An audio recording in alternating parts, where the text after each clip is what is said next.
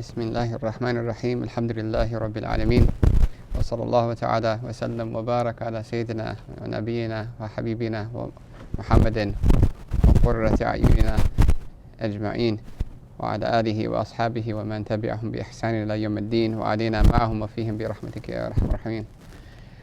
وقد نوينا التعلم والتعليم والتذكر والتذكير ونفع الانتفاع والإفادة والاستفادة والحث على التمسك بكتاب الله وسنة نبيه والدعاء إلى الهدى والدلالة على خير وكل ما نواه مشايخنا ابتغاء وجه الله وثوابه وقربه. اللهم علمنا ما ينفعنا وانفعنا بما علمتنا وزدنا علما نافعا يا كريم. Alhamdulillah, in our lessons on Mukhtasar al-Quduri, we have reached the section of Ghusl, the ritual bath. We mentioned before that, just in passing, that there are two types of impurity. And there's physical impurity, which would be like blood or pus or other substances, and there is a ritual impurity as well.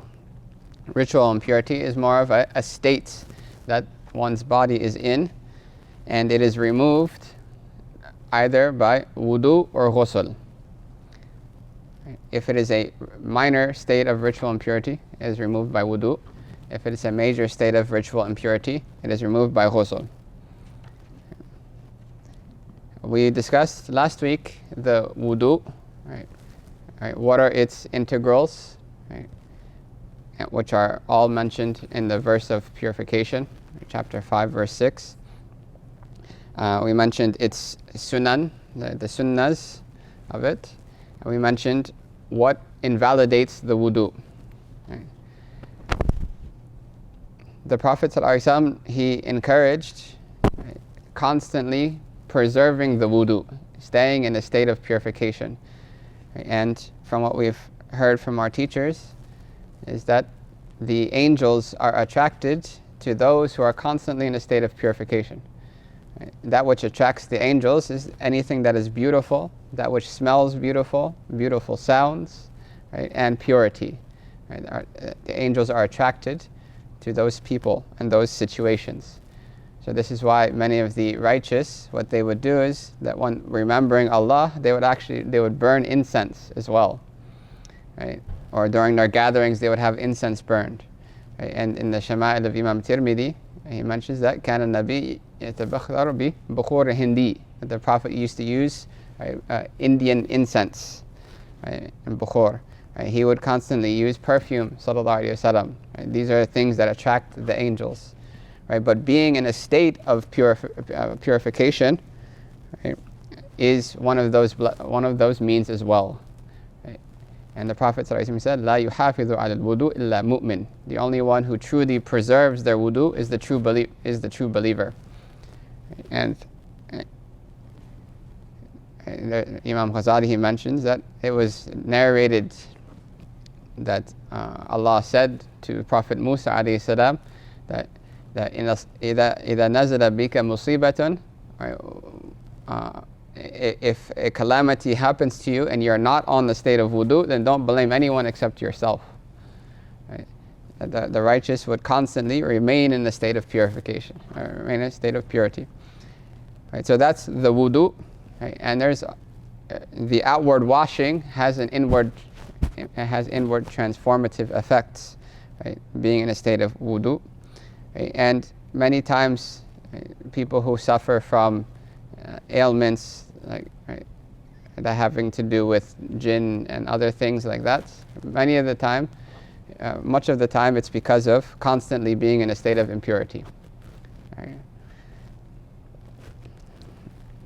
So today we're talking about the ritual bath, the ghusl.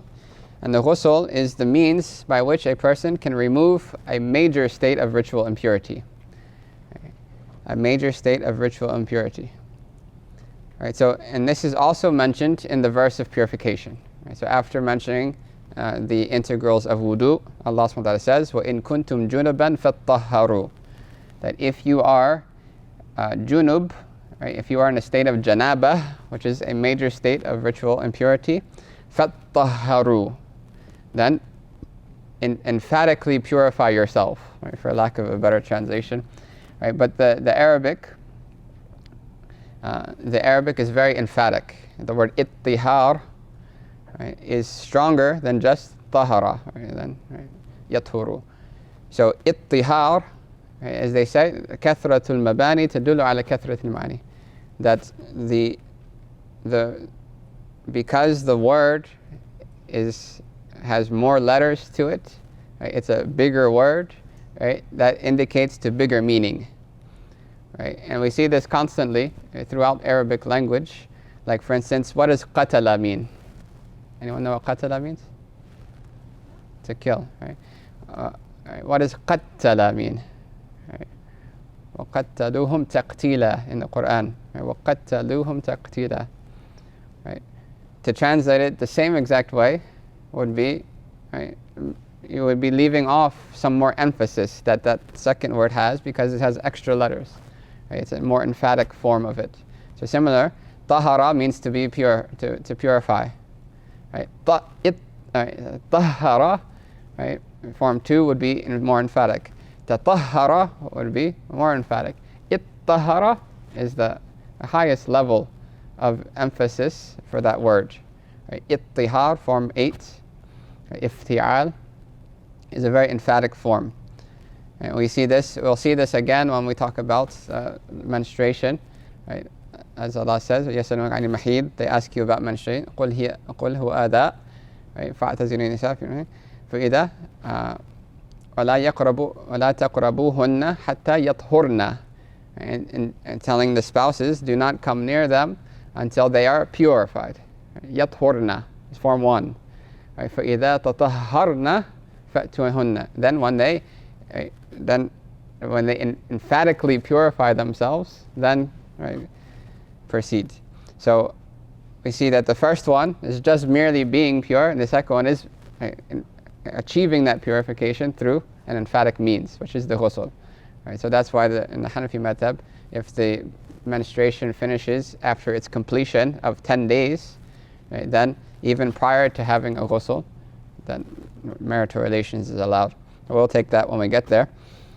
Right? So so the ghusl is mentioned in that verse as well.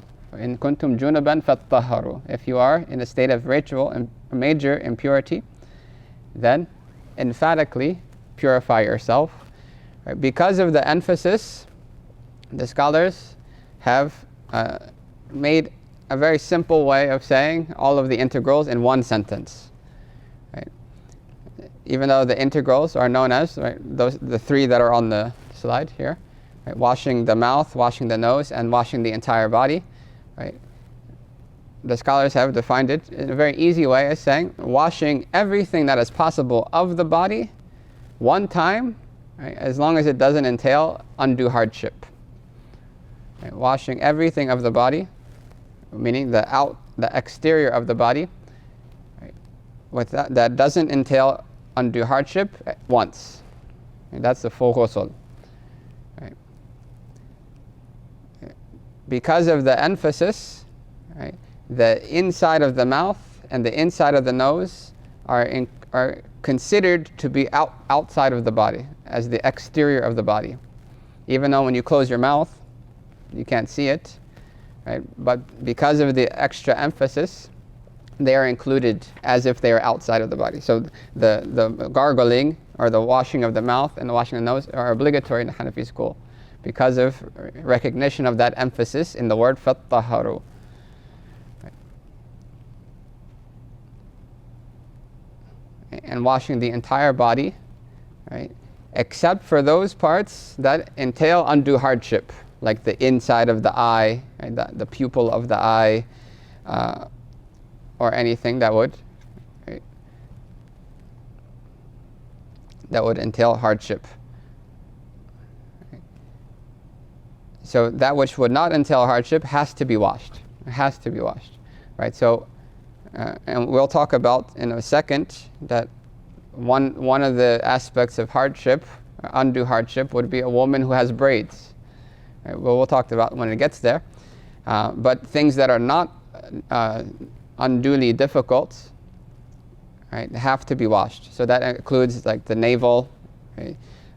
If a person is not circumcised and they are able to, without undue difficulty, they have to wash what's beneath the foreskin, right? That which is in the apparent part of the ear, right, has to be washed because there's no difficulty in doing so.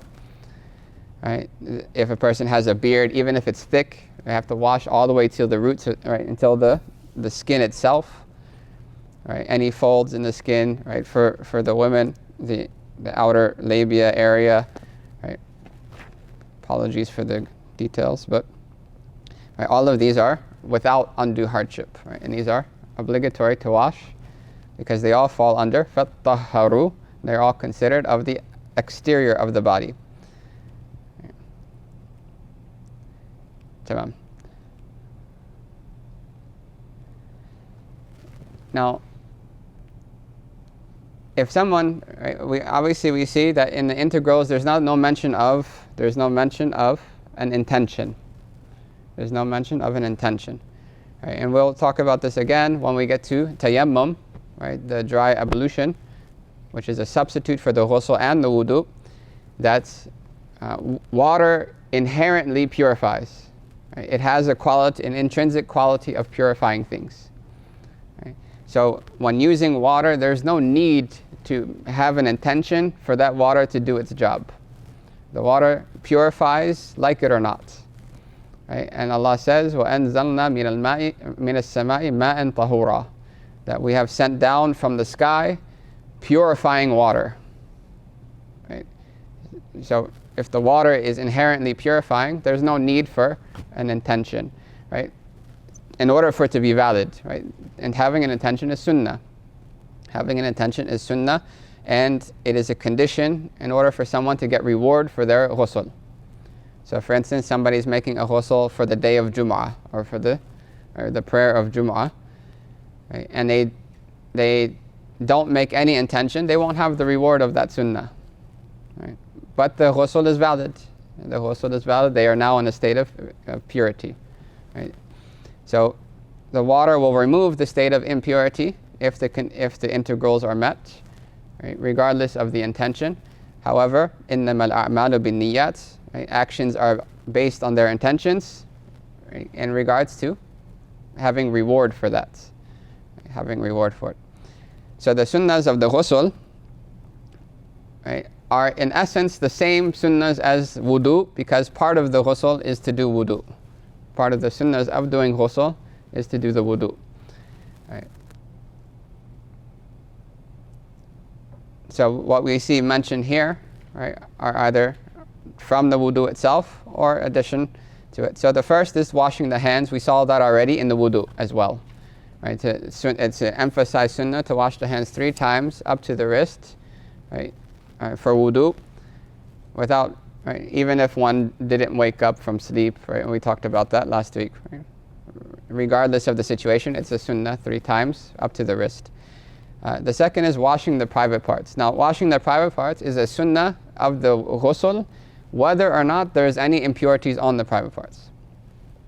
Right? It's regardless of the presence of impurities. Right? That's why the number 3, right, there's removal of any physical impurities, right, najasa. Right? So wherever it may be on the body, if there is. Right? So those 2 sunnahs are seen as distinct from each other, because whether one has impurity on their private area or not, right, it's still sunnah to wash it. Right? And then removing any physical impurities, if any, wherever they be on the body, right, to focus on removing that first before doing the full ghusl. Right? Because by removing the impurity first and then pouring the water over, right, there's no fear of the impurity spreading. Right? Even though if a person is using like a modern day shower, right, the impurity, even if they did just go straight into soaking mode or pouring mode, right, the impurity would be washed away. Right?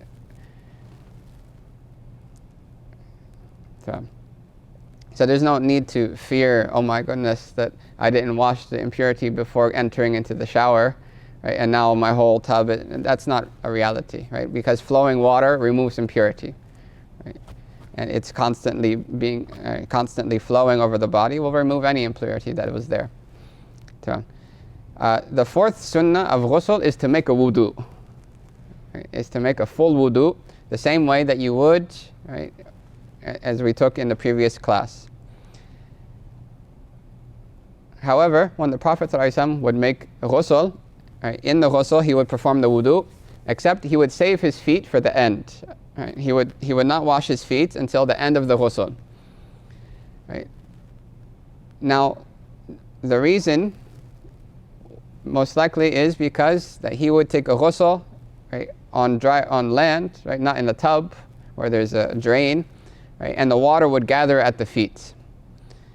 So instead of washing the feet in the wudu and then putting it back in water that's gathered, right, used water, or possibly even impure water, right, if one had impurities on them, right, then he would save his feet for the end. Right? After finishing the entire ghusl, he would step to the side, somewhere to a different place, and he would wash his feet separately. Right? Now, right, because of that condition, if that condition is not met, then one can do the complete wudu without any problem. Right? Even though some scholars still preferred to save it for the end anyway. Even if you're in a place where the water is draining out, right?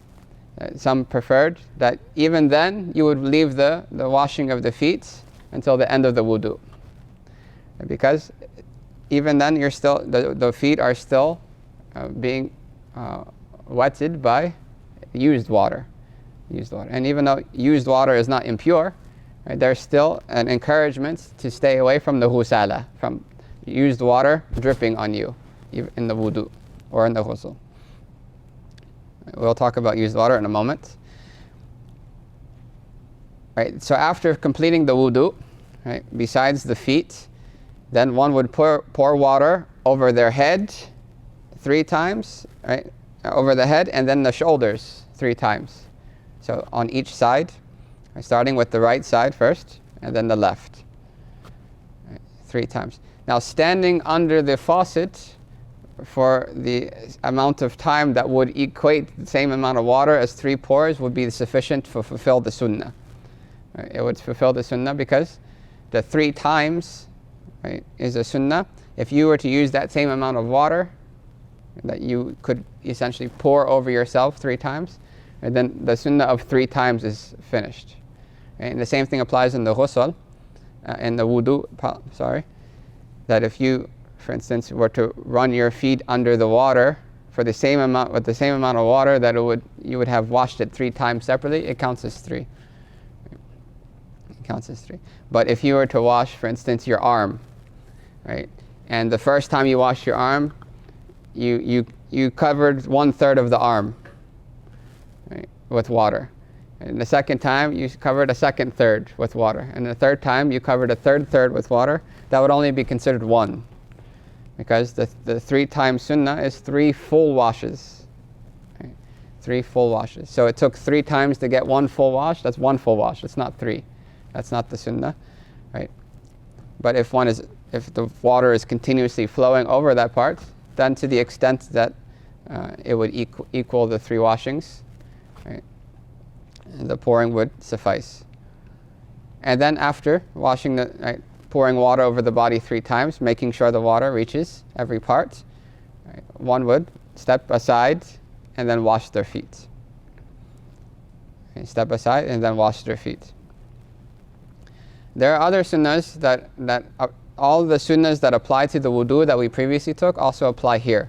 So using the hand to guide the water, like dalk, is also a sunnah, right, for the wudu itself. Other schools actually took it even further, saying that using the hand to guide the water is obligatory. Right, like the Imam Malik, alayhi rahmatullahi ta'ala, right, took that position. However, for us, it is just a means by which one can be certain that the fard is covered. Right? Therefore, it's not obligatory itself, right? But it's a means to accomplishing, right? Because any portion of the body that remains dry and was not washed, right, then that ghusl or wudu will not be valid.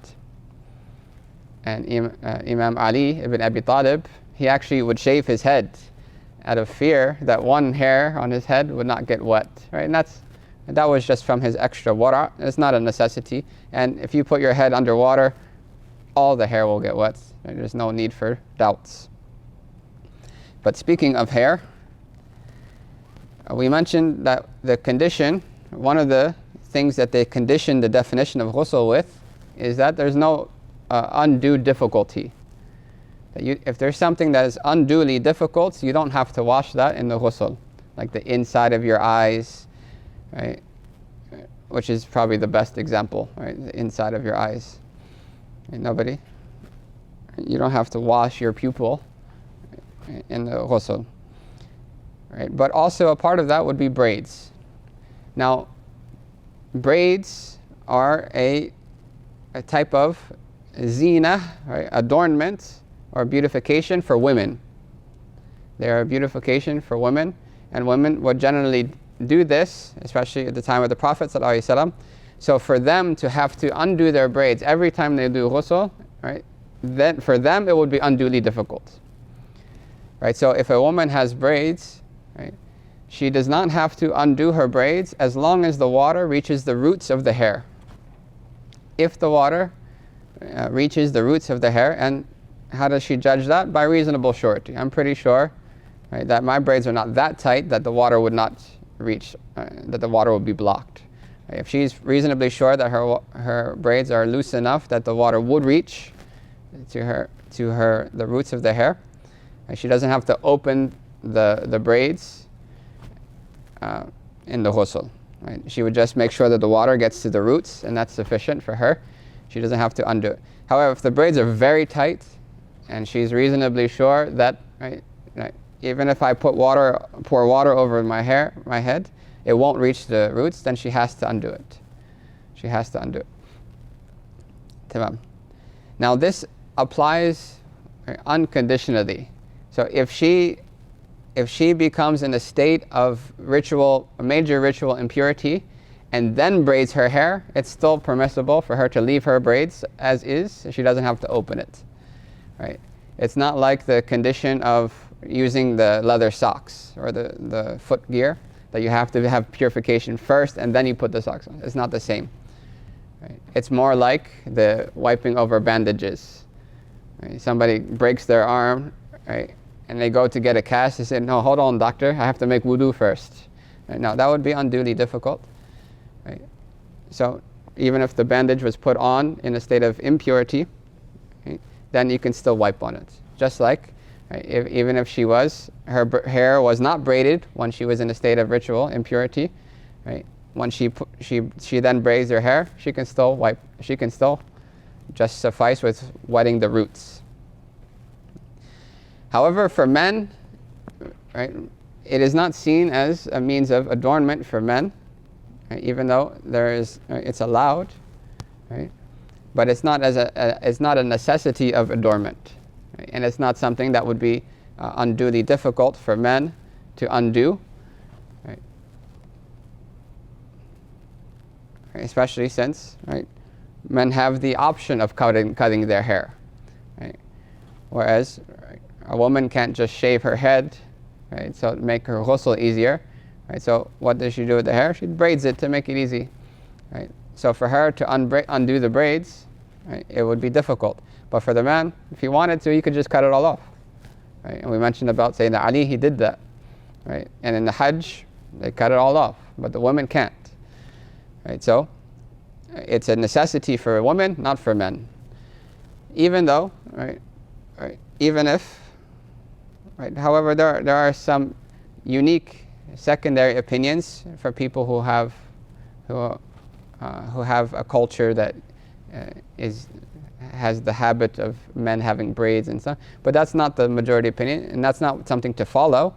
But if there's a rare situation, a convert, or people, right, for years they've been praying in this way because their tribes, they wear braids, right, then they can consult a scholar, and there's room in the Sharia.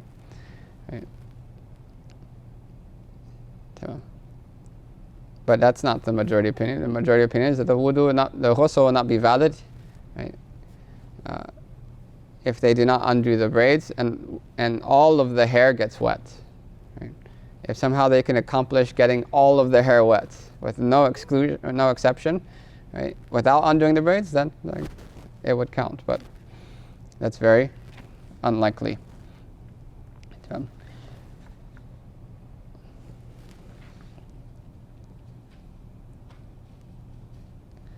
Right. However, just to note that I've come across a lot of confusion regarding the hair for women, that because it's only obligatory to wash the roots of the hair if the hair is braided. If the hair is not braided, then all of the hair has to be washed. Right? But if because of that dispensation, right, there's some assumed that the hair hanging is not awra, and that's not true. Right? All of the hair is awra, right? Even though there's a dispensation for the top, right, for the braids on the top of the head. Right?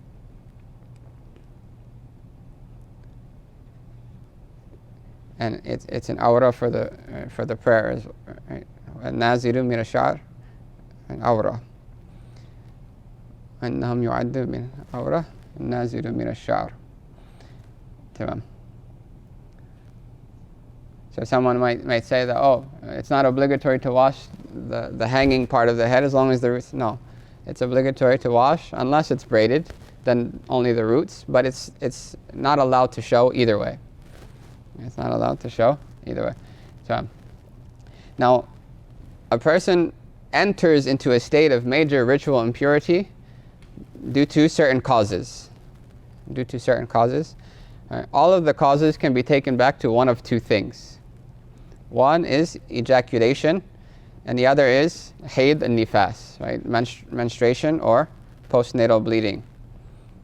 Right. Those two things. Right. However, there are certain things that are a means, right, toward ejaculation, and because of the inability to discern, right, the means, right, then the ruling is ascribed to the means, not the cause. Right, so, like for instance, a wet dream, or number 2 here. Right. So we'll take one at a time. So the first one is ejaculation of semen with desire. Right, with desire. The desire is a condition. Right, and this applies to male or female, and regardless of the cause. Regardless of the cause. Right, so if there is ejaculation with desire, right, then ghusl is obligatory. Ghusl is obligatory. Right, so if somebody thinks about something and they have ejaculation with desire, the ghusl is obligatory. Right? Or for any other cause or any other reason. However, if there is no desire, say a person for some reason, somehow they lift something heavy and semen comes out, right? The ghusl is not obligatory because the condition of desire is not there to him. Number 2, the meeting of the male and the female private parts. Right? In other books, they explain this in different terms, which is ghaybubatul hashafa, that the tip of the male organ becomes, after insertion, you cannot see it anymore. The insertion, to the extent that the tip of the male organ is not visible, right, that would obligate ghusl. Now, we mentioned just now that if the cause is indiscernible, then the ruling is ascribed to the means. Right, so the inserting of the male organ is a means to ejaculation. Right, once the insertion takes place, we can't tell.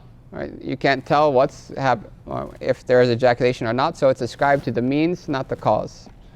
It's ascribed to the means, not the cause. So just by the male organ entering to the female organ,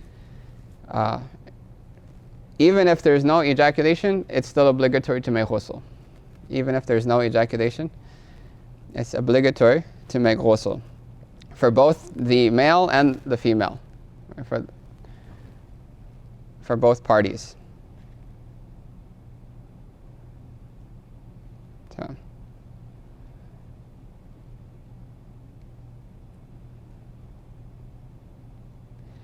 And then the third is the completion of the menstruation or postnatal bleeding. And we'll take it later on in upcoming chapters that the menstruation is the blood that comes from the womb of a mature woman who is not pregnant, and it comes out for more than 3 days, or between 3 to 10 days. So that's the haid. If it's less than 3 days, it's not considered haid. Therefore, ghusl is not obligatory. If it's more than 10 days, we'll take all the details later, and then it's not considered, the addition is not considered haid. So having the menstruation technically is a state of major ritual impurity. However, performing the ghusl, the condition of having to perform a ghusl is conditioned by its termination. That time period, that menstruation finishes. So it's not obligatory on a woman who has menstruation to do ghusl. It's only obligatory on her when it finishes.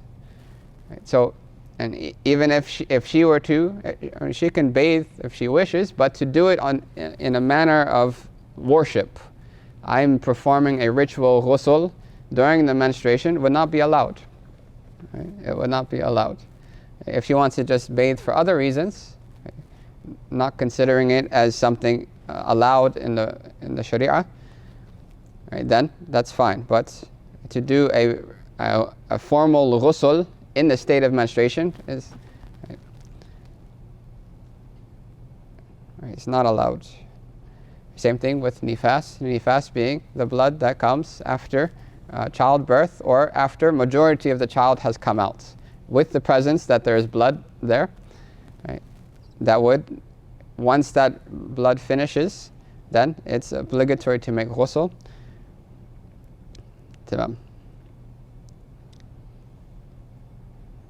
So we see that the causes of ghusl go back to those two things, either ejaculation with desire or the completion of menstrual blood or postnatal blood.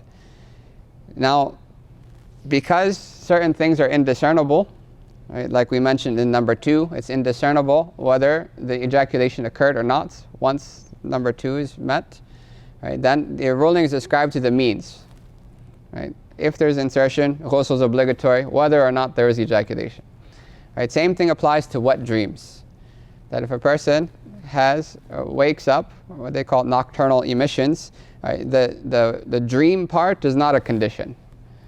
If a person wakes up and they find wetness on their clothing or their body,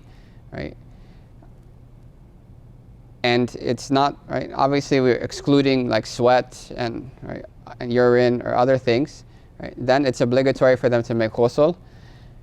There are some nuanced details, but unless you're absolutely certain that it's not semen, then it's obligatory to make ghusl. But there's more conditions than that, but we'll take that when it comes.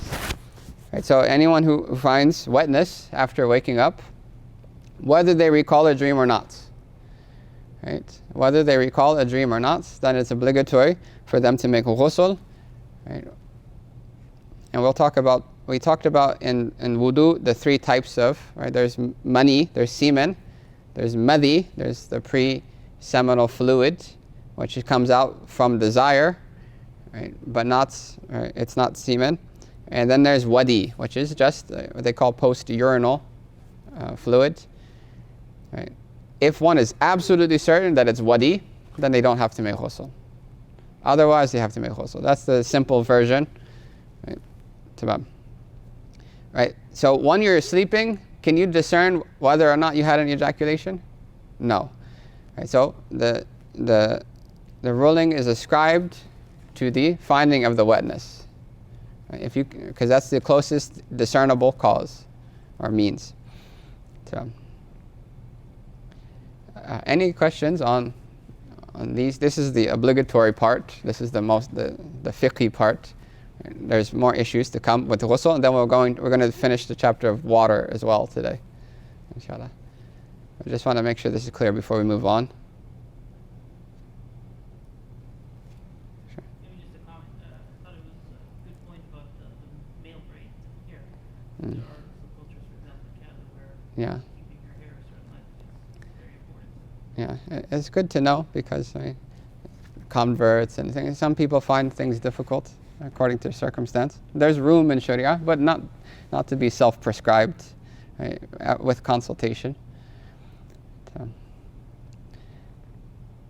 right. So if any of those things happen that we just mentioned, right, then ghusl is obligatory. Right, they have in order to pray, in order to do those acts of worship. The Imam al-Quduri, he doesn't go into too much detail on what is not allowed for the person who's in a state of major impurity. He may mention it in the future, but we'll shed some light on that in a second. But there are certain times where it's sunnah to make ghusl, even if you are not in a state of major impurity. Right? And the first is the Jum'ah prayer. The Jum'ah prayer. Right? The ghusl of Jum'ah is for the prayer, not for the day. Not just for the day. Right? Imam Abu Yusuf, he understood it to be the prayer itself, because the prayer is something that you need purification for, not a day. A day is not something specific to purification. Right? It's for the Jum'ah prayer. However, there is another opinion that it's for the day.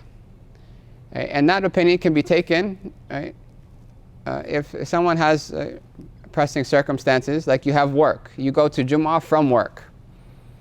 Right? It may be hard. You go to work 6 a.m., you make a ghusl. Right? Do you plan to pray the Jum'ah prayer with that ghusl? Right? It might be very difficult. It's 6 hours later, maybe more. So it may be difficult to pray the Jum'ah prayer with ghusl. And mid-work, usually it would be very difficult to go home and remake a ghusl.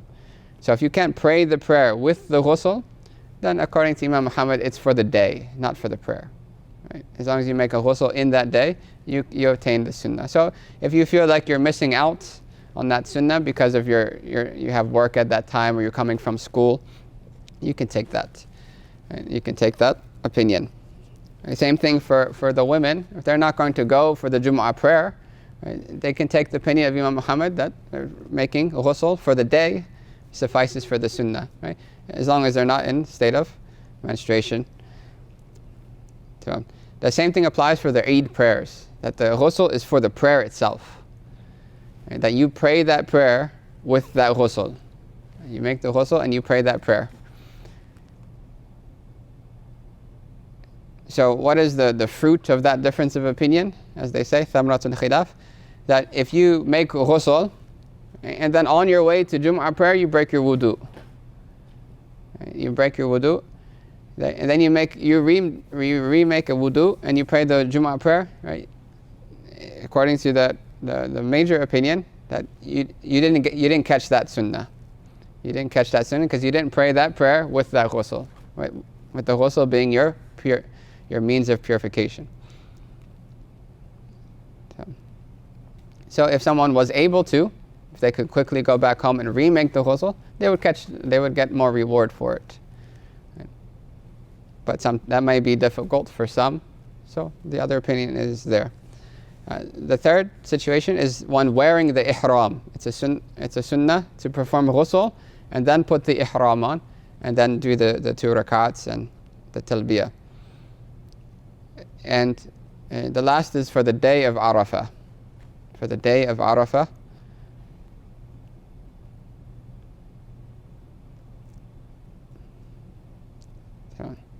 so those would be sunnah. Other scholars, they mentioned other things, like a person who becomes Muslim and they're not in a state of ritual impurity, a major ritual impurity, then they can take a ghusl and then do the shahada.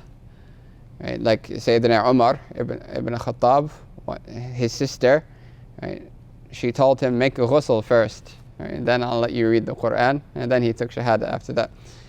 Right. And there's other things as well, like after washing a deceased, right, washing the body of a deceased person, right, it's sunnah to make ghusl as the washer, the one who's washing the body, after washing the deceased, for them to make ghusl as well. Right. Now, there are some things that a person may assume that they have to make ghusl because of, but they don't. Right? So they're considered the exceptions, the exclusions.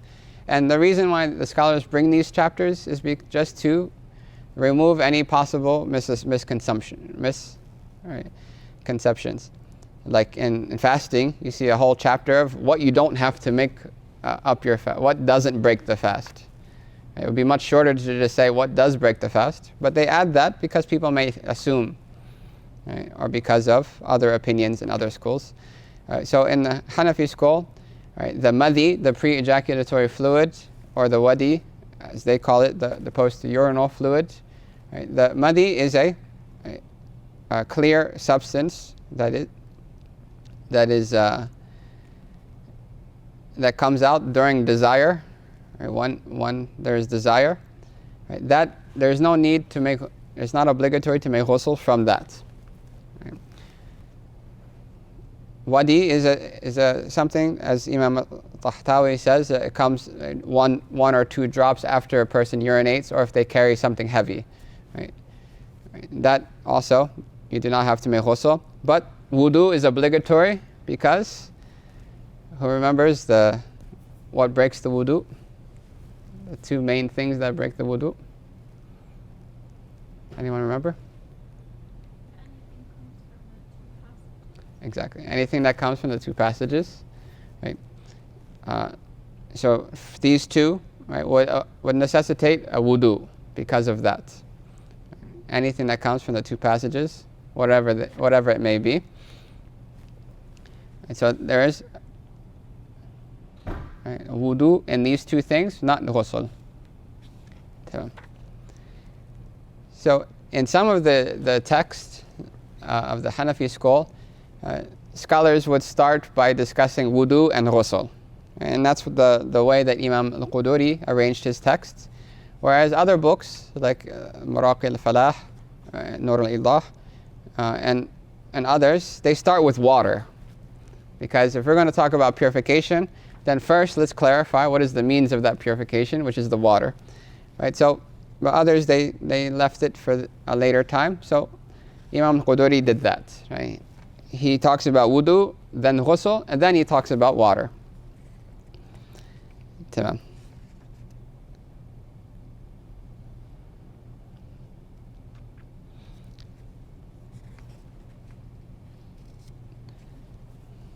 Just want to, okay. So Imam Shurun Baladi, in another text, Ascent to Felicity, Nur al-Idah, he has a beautiful breakdown of water and its types. Right? And he breaks it down to 5 types. And really, just knowing those 5 types encompasses the whole chapter. Right? So the first type, he says, that there's water that's pure, it's tahir, purifying, right, mutahhir, and it's not disliked. There's no reprehensible aspect to it. It's pure, it's purifying, and it's not disliked. That's what they call unconditioned water. Unconditioned water. There's second type would be water that's pure. It purifies, but it's disliked for some secondary reasons, like water, the leftover water that a cat drank from, right, and others. Right, we'll talk about that later. The third is it's pure, but it's not purifying. Right, so used water